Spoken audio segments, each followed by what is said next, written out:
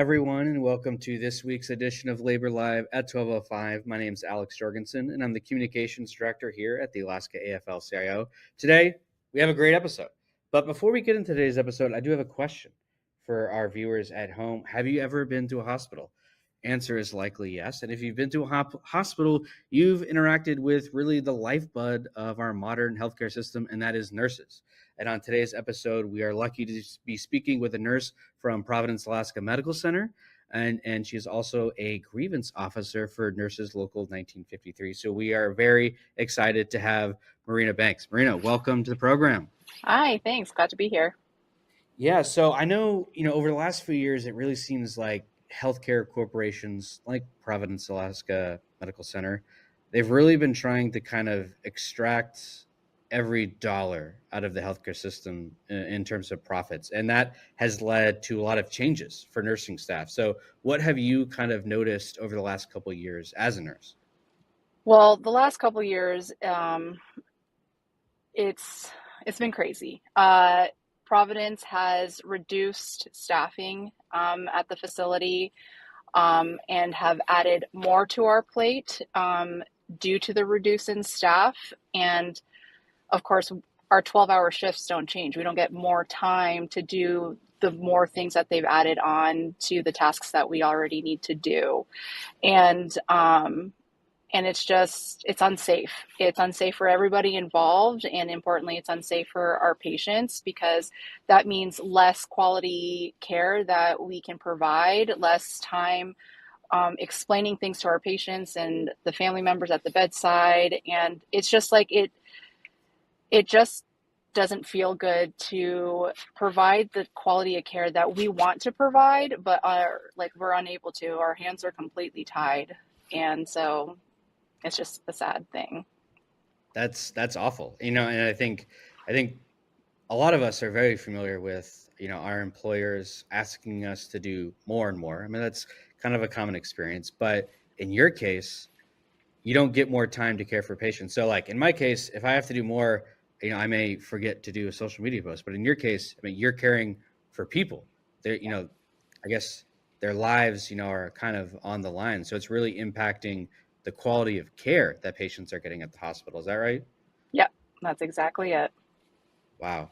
That's so unfortunate. And I have heard that Providence, Alaska is rolling out a new kind of policy next Monday. And I'm wondering if you could tell us a little bit about what that policy is. Yeah. So December 15th, which is this coming Monday, Providence has chose to target 2 specific units to kind of head start this innovative new vision of nursing where they're reducing nursing staff on the floor. And the 2 units that they're targeting is an ICU step down called the progressive care unit and a medical surgical floor. And so they're reducing nursing staff and we're still expected to do the same amount more work to do with the patients that we have. And so, for example, nurses on the med surg floor, they are normally a 5-to-1 ratio. So that's 5 patients to 1 nurse.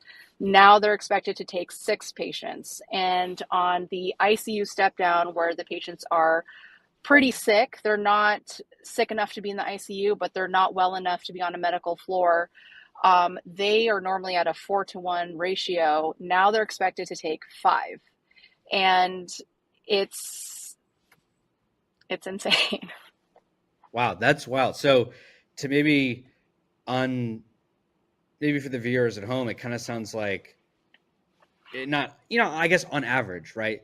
Nurses are now being expected to maybe handle what is ostensibly a 20% increase in their workload while providing the same standard of care.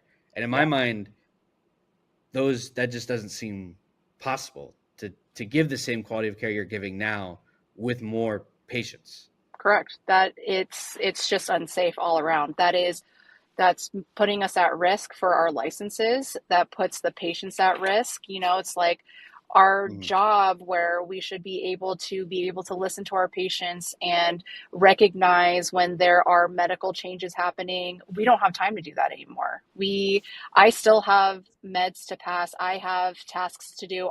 Patients still need to go to the bathroom, and it's like you add another patient, that's less time for every single Right. one of my other patients. So yeah, there's going to be mistakes that are going to be made, and there's going to be, unfortunate things that could happen on the floors, like patients could fall and I can't be there to catch them, So Right. those are just the realities of what we're facing now.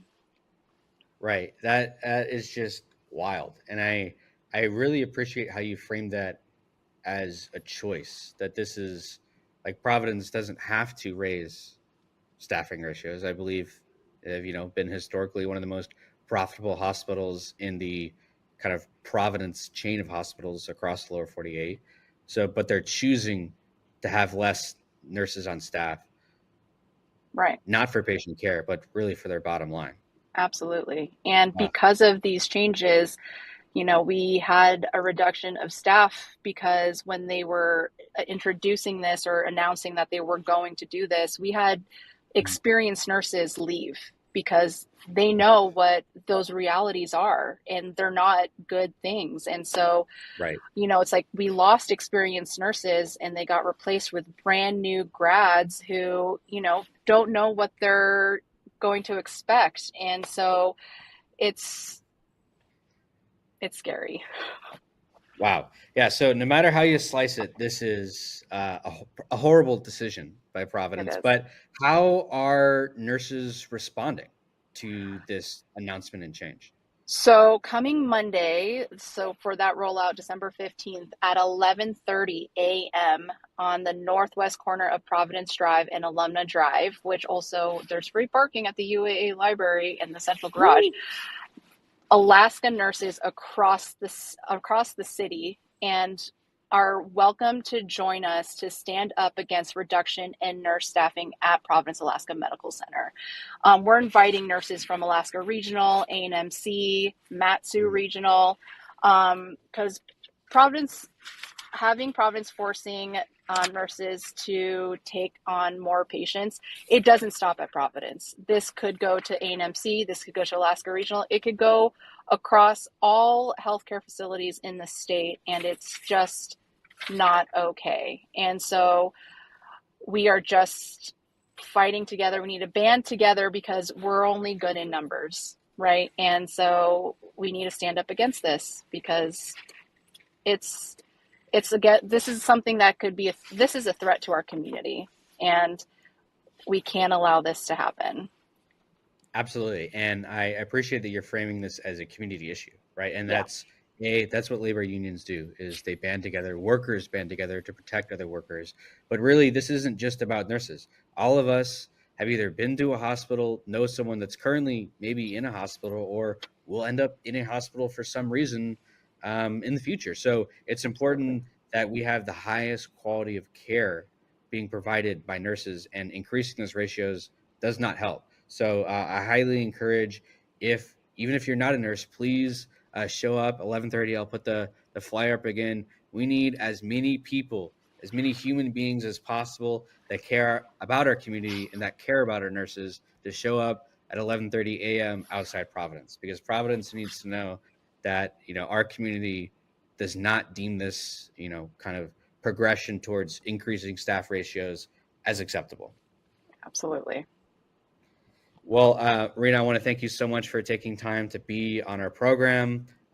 Unfortunately, I won't be there, but I can't wait to see all the photos of hundreds of nurses, hundreds of community members outside Providence and demanding a better way forward.